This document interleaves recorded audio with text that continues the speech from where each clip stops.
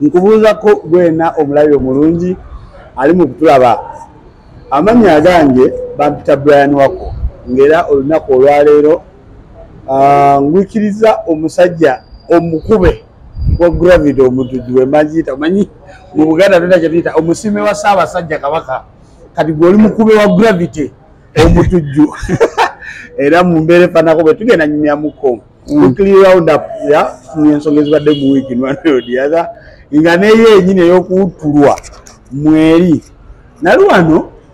tetwali wano eno nno Ntambi asazeewo tukoleeko wano ku KZ Restaurant and Cafe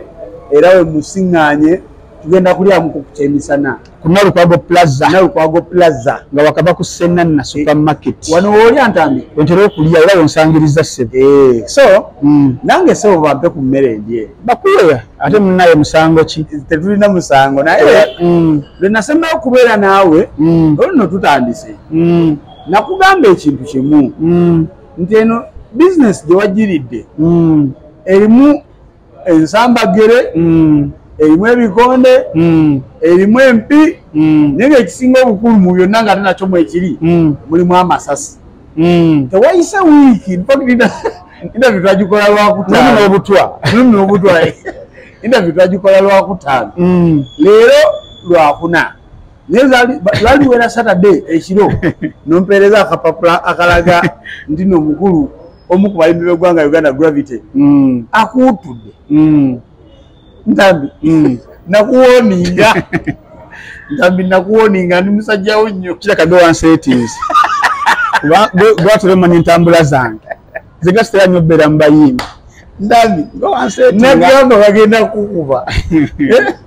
ngowooza simanyi muziki wa Gravity yatasengawo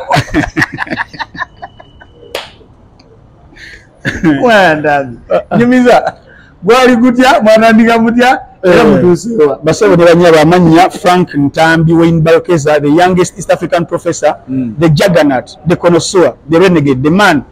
the myth later become a legend wa debankubye I came but one day I'll conquer singa sifa yes so mumbeera faananako bwetyo alinjala tutandikire wali obuzibu bwavuddewa Ntambi soka tumafuna ebyokunywa abirete nga wetukube ekiboozi kubanga mba ndalanda okuvira naye haji toyanze nnyo toyanzege haji kezedi oyo nogolaba ennannyini wano ate yaweereza yenyigiramu babikyusaamu sima ebiri ebyeddawo newekuluntaza so basically bwekusosona okunywa kajuisi okuva we bankuba nkakyawo mangaloli omusajja yatugambye ojjeko ekintu kiri kyababadde otaddeko era alina miliyoni zo 5 oba tewalibbwa ekisinga obukulu abantu tugenda kukomawo naye bukeredde olunaku olwaleero nga nze naye oba ne management ye tumaze ng'abasajja okuba nga tukkiriziganya tusizinge fire ne management ya Gravity tusizinge fire kuba omuliro teguzikiza muliro ate n'amaanyi ameemanye gamala ebitembuga so olugero bangamba luwe mulamu amanya amemanyi gamale pozera munnaye buli lugero buli muntu asobola ofuna ange endala naye ffe mu Buganda amanya amemanyi gamale ebitembuga so ne tugamba nti tusizinze fire ku kyaliwo it was unprecedented tetwakitegeera nti kijja kuvaamu embeera esajjuke bweti ate n'ekirungi nti egos weziclashinga ate wabaawo bangi abalugenderamu bannalumanya ne bassaalumanya at the end of the day ate ng'olaba tewali kye tufunamu era kiryawo kuba kati weebuuza Ntambi afuna kyafu ayagala kunoonya linnya abasingayo ddala kiteekamu ange eyo nti Ntambi ali mu kwagala kunoonya linnya ayambuke Gravity ayagala kivulu kye kitunde nti yafunye Ntambi nawabeerawo mixed reactions mu mbeera eyo naye ku byonna tekuli kituufu kubanga yakuba mullo eyo tugenda kuddayo naye mbadde nga byasinsetinge kibeere on record nti mwesetinze muli free tuli essaawa eno unless otherwise baguno omulimu gwe tulina ogw'amawulire musobola okukkaanya leero okwena ensonga ate mutafuna obutakkanya kuddako probably n'enkya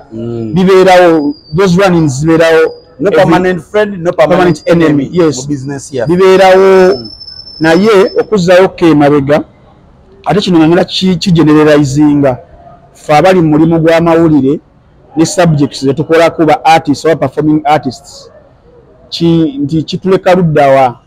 kuba ntambi wakubwa omwana omulala oli ali eri ayagala okubeera nga ntambi oba akola ekyantambi omulimu aba agenda gubeera nga agukola atya nga ali independent okitegeera nga tali compromised mu mbeera eyo. So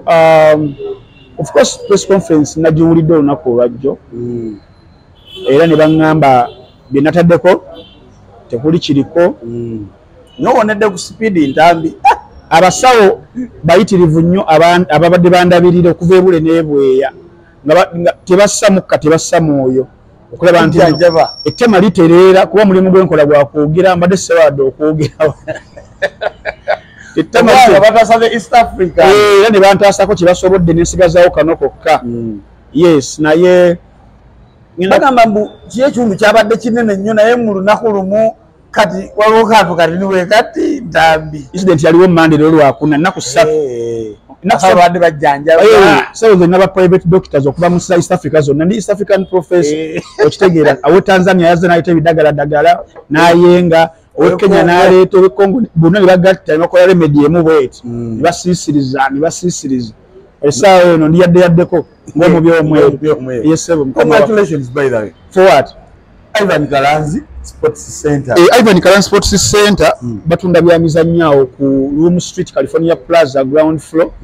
room number L49. Okay. Nikana akapapula kaneno code mwabasile emipiira mbu Arsenal Man U ani anawangula biki star 210 star 2 star emu#. Kale mpira ngifuna direct. Obo gifuna direct whether ku Airtel oba ku MTN oba funa tips sibira kuono.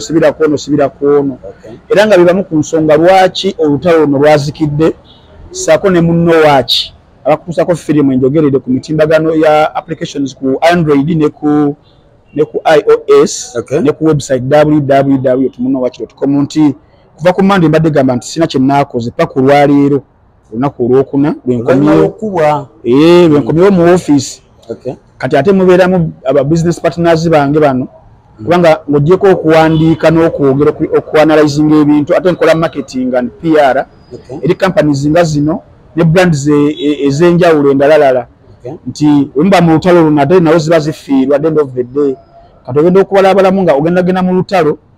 nga gwenze ng'omuntu. Yes ninga abagenda okukosebwa n'ebigenda okukosebwa ate nabo bingi kati oba tobibazeebazeemu n'ogamba kansigale nga nnwana omaliriza ofiiriddwa byonna at the end of the day notafunamu. And it takes an intellectual mind okurealizinga nti kino kyendimu takigenda kubako ekintwala oba kuntuusa. That's why nti nasiikinze dialogue between the two of you. And it was me who seeked for dialogue. Ndabenga embeera eterire embeera edda mu nteeko era nenjogera ne manager wa Humble Management mukulu Xavier Solomon Xavier. Yes, Solomon Xavier tulina history wa mabega ddala ngakyali ne Maro tuli mu kambo ine concert webale nnyo kuva no 2011 kuba Musange Makerere Musange Makerere 2011 nga yandoza ali mu mwaka gwa 2000 ne mwaka gusooka tukwatagana nnyo night life eyo nga tuli bala tukigenda mu Xavier ne mukwano gyaffe emirala so tukuze unique yali ba unique abo unique nakola unique agency. Yes nakalwa Humble Management. So mukwano gwange nnyo nti ne incident eyo yabeerawo ku Radio Simba mukulu Gravity agenda okuyingira yajja naye nga ye yakulembedde mu maaso Gravity nga yazzeeko owookubiri nali ne Zanero nabadde naye jjo twabadde ku kisaawe Entebbe. Nakunyumiza? Nanyumiza byonna. Nagamba tebankuba bankuba. Kyogere. Nedda kati nyala kiva muggwe kubanga kati abantu bayinza okunkwata obulala we batuyitako kana kano ijja sigala nketegereza we batuyitako ne bamala bye bamaze okukola loza mukomawo naningira oba luli yabadde nangidde wali kuba baŋŋambako nti olumala okunnengera wayingira ofiisi yani oyo mwami wa Simba Mandevu okutwalayo obulango ndowooza amubuuza ono omwana akola ki wano nga yankola ABCD okitegeera Zambia namuwooyawooya naye nga womanyi omuntu ng'oyina ekiruyi and we are all people abavaako abanyiiga mu ngeri ez'enjawulo nti muntu era ekikola kye yakola it can be justifiable nti omuntu obeera nga olina kye wamukola takkakkana paka nga alina byakubuuzizza sinakindi obbako kyakkolo okubeera nga akkakkana kyabuntu kyamubuntu kyova olaba nze wenafuna attack eyo nadda bbali didn't exchange any word kwongera munnyo mu kiwundu wedde oli omulaba ali tempa ziri waggulu nnyo ezooli kati alina kyosobola okumawo n'owereekereza kiba tekigenda kuggwa ne bana baba bagala okutaasa oba babuzizzaako embeera so we byabeerawo byonna byonna n'afuluma wabweru ne bagenda and here we are ekyali kyantwala ku poliisi kwe kubeera nti singa nfuna incidents endala bwetyo awalala nenzijjamu ne ŋŋamba nti ne luli bankuba oba ne luli bannumba mujja kumbuuza mmwe ab'amawulire waloopawa reference eriwa ebbaluwa y'omusawo eriwa oli mu kuwayiriza musajja okitegeera so wabeera ebintu by'okola nga just obikola bibeere on record then nekyokujja mu mawulire abantu beebuuza lwaki omusajja yajja mu mawulire biki nti amawulire platform y'amaanyi nnyo ebeera nga eyongerayo ensonga n'okubeera nti esendinga message kati mbatabakola emirimu gino nga nze naawe n'abalala n'abayimbi netulaba how can you harmonize situation ereme kubeera ki ereme kuddawo at the end of the day ate kibayamba n'okufuna mediators ab'enjawulo nga bakirabye okitegeera so kyekyo kibaddewo and before we knew nga we are exchanging a lot verbally kubanza omulimu gwange kuva mu buto njogera nsobola okubeera nenjogera ne buziba kwogera kuwandiika that's why gambye emirimu gyange ndi marketeer ntunda brands ntunda companies kuba kwogera kuba kuwandiika n'okujja ku mikutu gino kubanga analyze critically ensonga ez'enjawulo nakuwoninga nekugamba wano woze waliwo omuliro nga ngumanyi era kati n'amasaso ogetegekedde waliwo kibayita occupational hazards nti omuntu agenda n'akabali nga otawaliraka ne America naye nga akavalinga naye nga mizero zimuyita ku mitwe kisiga muyita ku mitwe okitegeera so gwe mulimu gw'amawulire gye gimu ku mirimu gisasiza okubeera dangerous badde mpuliriza interview ya musajja omu ku beneegomba bamuyita Simon Kagwanjala agambye nti ku byalabidde mu mawulire ye munnamawulire akyasinze kubonaabona ndowooza okitegeera masasi ya gasi bamutomera nako nga mu broadcast wakati bamutomera kyekyo kali gwe mulimu gwaffe gwe tubeeramu tesaawa zino ngera ku having a run in with Gravity Omutujju tomorrow I'm going to have a run in with Eddie Kenzo the other day with Bebe Cool the other day with Chameleone then you negotiate each other ne mundamu ne mukwatagana lumu yes olumu n'entalo zimu sometimes muyinza buta negotiating nga ne kibeerayo oba kitegeera na Bebe nagamba toddangamu okumpi mu maaso ne kiba oli n'agamba gwe ne nkusinkana mu ggulu si nja difuluma you understand mubeeramu those nga egos zo ziganye okubeera compromise buli omu nga ego yetaagala ebeere scratched ne mugana okukwatagana kibeerawo so basically in a nutshell Ntambi ne Gravity rafo ebaddewo oba okulwanagana okukubagana okubaddewo yes kuweddewo nandiro nze ku side yange kuweddewo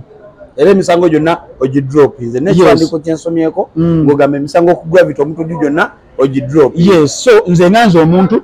nejjeeko alide katase kimu nenkyejjako kinaava eriye ng'omuntu bw'abanga tannaba kumatira oba kitegeera bati nze nganze omuntu netawuluza you understand nekyokubiri nti olw'okuba nabyogerera mu kamera njagadde nveeyo era nga emu ku channels bwe nayogerera ku yiyo inveeyo ngambe ebigambo bino wammanga tife abakola omulimu guno kati nze nga nze oli muntu wampa story ku muntu nkola background check up ninfuna facts ninfuna sources zange bulungi nnyo nengamba kati ngenda kukola kino because kiri backed up by this and this and this okitegeera ezimu ku stories ezanyiza Gravity ye story yokubeera nti nagamba nayogera ku family kyalawe ng'omuntu yenna mukoddomiwe yes ng'omuntu yenna wa family ng'ali mulimu guno ogwa public tiyandiyagadde family ebere ng'eri dragged mu bintu byaffe bino naye weesanga nti n'omulimu gwawe era embeera gye bagutonderamu nti celebrity ye muntu nti nno ne waba agenze mu kyolooni kubako kyakolayo bapaparazi bajja kubeerawo babeeko kye bamukwata you understand kizibu kikweka kale Michael Jackson weyafiira nga n'abaana be yakazaala aba Prince baani bonna bali scrutinized by the media abakyala be yawasa ababiri maama taata bonna everything he did you understand egamba like that is the sacrifice artist oba omuntu ali mu mawulire ali mu celebrity world gy'abalina okumanya. So abayimbi baffe balina okukimanya nti wobeera ng'oli mu limelight kiriza obagala tobeeramu wekka. Famire bajja ginoonya, famire bajja gisojja, njagala bakimanye, bo balina okukimanya. Wabwebawo ekitabo kiri ekitabo nemba nkwadde example z'abaani bonna naddala nga stadium yo y'amaanyi batuuka ne bakunoonyerezaako buli kimu, buli wamu. Abaana abakazi boozaddemu ne babanoonya ne babaleeta. Sebyogamba muno lumbanze ebyaddala mu mawulire tebikola kubanga owamawulire naye aba anoonya kiriko mawulire. Oli wanaawulira nti no artist yakubye mukazi we kiriza obagaana kigenda kujja mu mawulire. Nange gyogenda mugamba lwaki waleese mukazi wange mu mawulire naye nga teyakubiddwa. Oli wagamba mbu nno omuyimbi ono maama we bataata we balogo babasezi tasasula musolo. Yes. Tata Ronaldo tata Messi. Yes. Ni Messi babagamba tebasasula musolo kwa 2014. Webale nnyo Messi yajja mu mataala lwa mwana. Webale nnyo kati ogenda okumaliriza nga ne family eri dragged in boge mazima kinagala okukkaanyaako wabula ne mu mulimu gwaffe guno ogw'amawulire era nabadde nasomako ku 1995 Press and Journalism Act etufuga eya Uganda. Mulimu schedule oba eri ku 23 akatundu oba act kali kakumeka akogera ku protection of sources. Kituufu nti singa omuntu ambuulira story n'ambulira source kiri erinza okuprotectinga source eno n'enfulumya amawulire. You understand? Leo tuba tugenze mu court sirina we nsobola kurevealingira source. Era ndabeka abamawulire mu nsi ezimu because gaawukana muli mu nsi ezimu nga okibeera nga kiri about national security. Haji Okibeera kiri about national security. Revealinga source ingenda ku national security nga CIA oba FBI oba ino revealinga source nga kiri about national security. Yes. Naye bino ebirala you have to protect your sources. So mulimu stories ezimu ezimbulira ku bantu ninja ninjikuba bw'onovaayo otya nga sisobola kubulira source because embeera ngenda gicompromisinga nzimpa amawulire ate yo njireke nga esobola okufuna ebizibu ku muntu gwekozeeko amawulire ago. You understand? So mu mbeera eyo naffe abamawulire mutusaasira nti omuntu akubulira story naye nga tosobola kujja mawulire n'ogamba ono bwati yaŋŋambye. So basically byogerako anyway tuveeyo muri I just wanted to make some things clear eri omuntu oyo alaba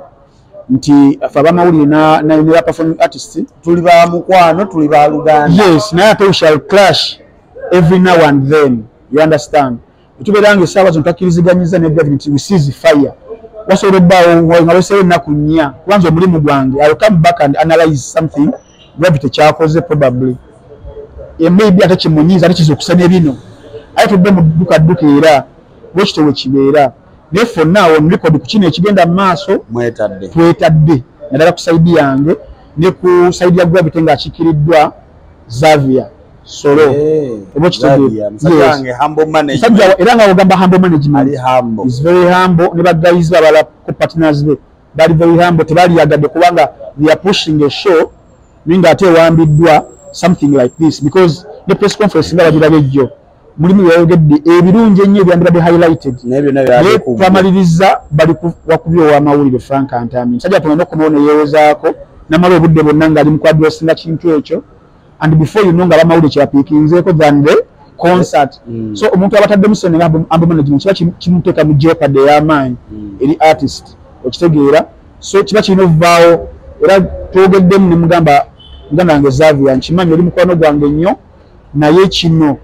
nze nga nze mba nkikola nga ate naawe oli side zeeri mba nkulidde mu lukwe leka ensonga zino tuzimalirize yogera n'omusajja ceasefire nagamba no problem I'm going to talk to him ceasefire emisango gijjeeyo we start a new chapter oba tuneekubireeyo ku chapter endala kuba firimu zibeeramu chapters John Wick 1 John Wick 2 John Wick 3 chapter 4 yes bikyuka John Walker afa amanyi oyitamu Dwayne Johnson Jason Statham azem okitegeera so bisobola okuba nga bikyuka. Okay kale ensonga ya gravity eri clarified tugenda giddamu gy'oyogera ebyo byawedde tuli ku chapter mpya nina musajja wange bamuyita Nkufex abeera Kakiri eyo alina akafo akalungi bakayita New Life Resort. So nno tujja fisawo kakadde tugende tumubuuzeeko. Akwagala nnyo ntambi. Layira nsoke mukwate ono. Mukwate. Omusajja wa Bukedde ono.